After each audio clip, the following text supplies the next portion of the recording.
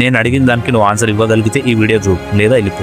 So నేను చెప్పబోయే సంఘటన ఇది అరేంజ్ మ్యారేజ్. వాళ్ళకి ఎంగేజ్మెంట్ రోజు వాళ్ళు చూసుకున్నారు, వాళ్ళ నెంబర్స్ ఎక్స్చేంజ్ చేసుకున్నారు, వాళ్ళు చాటింగ్ చేయడం స్టార్ట్ చేశారు. చాటింగ్ చేసిన 2 days లోనే వాళ్ళు ఒక దగ్గర కలుద్దామని ఫిక్స్ అయ్యారు. సో ఇలాగో మ్యారేజ్ అవుతుంది కదా అని వాళ్ళ పర్సనల్స్ షేర్ చేసుకోవడం స్టార్ట్ చేశారు. సో వాళ్ళు స్టార్ట్ చేశాక 2 days 3 days అలా బయట కలుస్తూ మీట్ అవుతూ ఒక రోజు ఒక హోటల్ బుక్ చేసుకున్నారు. సో నైట్ అంతా వాళ్ళు హోటల్లో గడిపారు.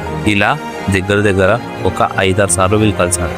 అయితే వీళ్ళ ఎంగేజ్మెంట్కి పెళ్లికి మధ్యలో 6 months గ్యాప్ ఉంది.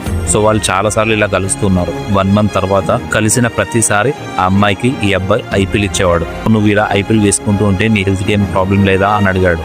ఏం కాదులే, నాకు తెలుసు, నేను మేనేజ్ చేసుకోగలను అని తను ఆన్సర్ ఇచ్చింది. అయితే ఇక్కడ మెయిన్ థింగ్ ఏంటంటే, పచ్చిగా చెప్పాలంటే అతను ఒక వర్జిన్ బాయ్. సో అవ్వక పెళ్ళైందని అతను ఇలా చేశాడనుకోవాలా, లేదా అలా చేశాక ఐపీఎల్ ఇచ్చినా సరే ఆ అమ్మాయి నాకు తెలుసులో నేను వేసుకుంటా, నేను మేనేజ్ చేసుకుంటా అన్నందుకు ఆ అమ్మాయి మీద డౌట్ పడాలా? మీకేమనిపిస్తుంది? వీళ్ళిద్దరు పెళ్లి చేసుకోవడం కరెక్టేనా?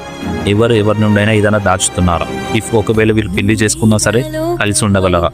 చలో మనం కామెంట్ బాక్స్లో మాట్లాడుకుందాం.